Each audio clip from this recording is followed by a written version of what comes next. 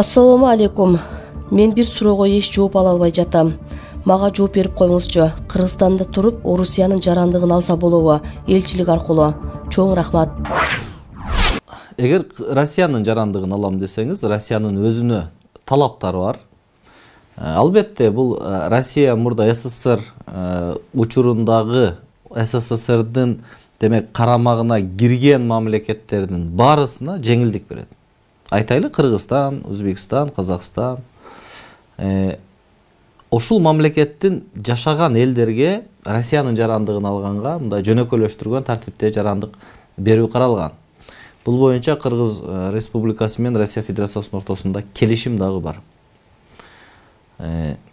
Бирок тилекке каршы сиз Кыргызстандан туруп ала албайсыз, анткени бир топ талаптар каралган. Сиз ал жерде жашашыңыз керек, ал жердин тилин билишиңиз керек. Ал жерде сиздин жашоого болгон каражатыңыз болуш керек. Мындай алайлы, киреше булагыңыз болуш керек. Сиз бир жерде иштешиңиз керек. Ал жердин башкача айтканда мындай сиз жашаганга шартыңыз болуш керек. Мындан сырткары дагы бир шарттар бар. Эгерде сиздин жубайыңыз Россия Федерациясынын жараны болсо, аны менен сиз нике каттоодон өткөн болсоңуз, эгерде сиздин алайлы ата-энеңиз Россия Федерациясынын жараны болсо, ушундай учурларда жеңилдетилген тартипте жарандык алсаңыз болот.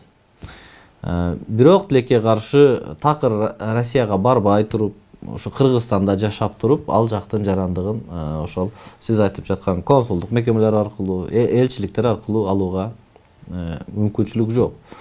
Андан сырткары Кыргызстандын жарандары өзү каалаган мамлекеттин жаранын, сиз ойлоп жаткандай эле каалаган жарандыкты алганга мүмкүнчүлүктөр бар. Башка мамлекеттин жарандыгын алган учурда дагы Кыргызстан сизди Кыргыздын жараны деп тааныйт. Кайсыл учурларда кош жарандуулук таанылбайт, бул Кыргызстан менен чектешкен мамлекеттердин гана жарандыгын ала албайсыз. Кечиресиз, аласыз болгону Кыргызстандын жарандыгынан толук чыгып, андан соң гана кошуна мамлекеттин жарандыгын алсаңыз болот. Демек, сиз бир гана мамлекеттин жараны болушуңуз керек болот.